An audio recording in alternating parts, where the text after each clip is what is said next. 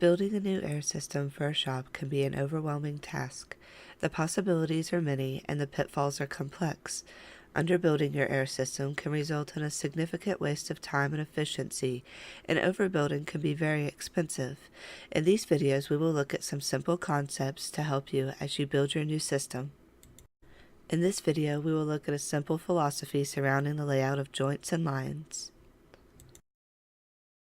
We will start by classifying your air system into 4 parts: tanks, manifolds, headers, and lines. The headers and lines can then be broken down further into 3 possible designs.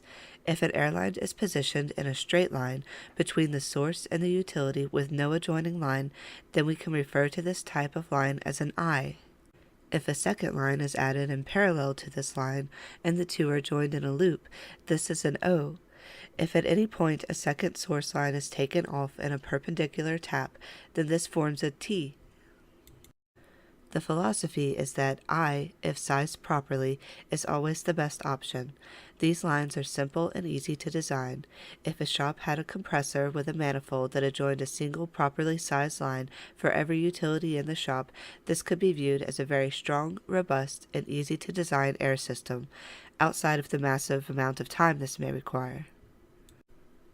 While using straight lines to every utility would be great, the amount of line required could be extreme, so we look to loop an airline around from the source to multiply utility.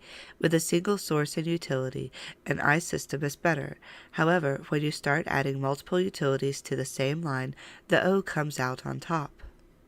Each tap on an O has the ability to source air from 2 different directions, and this can work to great effect, but it adds a great amount of complexity. The taps must be sized properly in this type of system to avoid flow anomalies.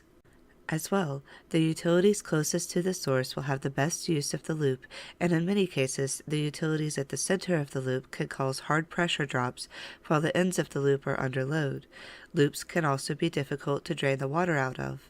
But with all this in mind, many shops elect to use a loop as their main supply header. Last is the T-air system. In a T, the source feeds a single line that serves multiple utilities, sections of deadline, or even worse, air tanks. T should be avoided, especially if the taps in a T are the same size as a line. If this is done in rapid succession, such as with a power hammer, it can cause seemingly extraordinary pressure drops. This is called a backflow anomaly.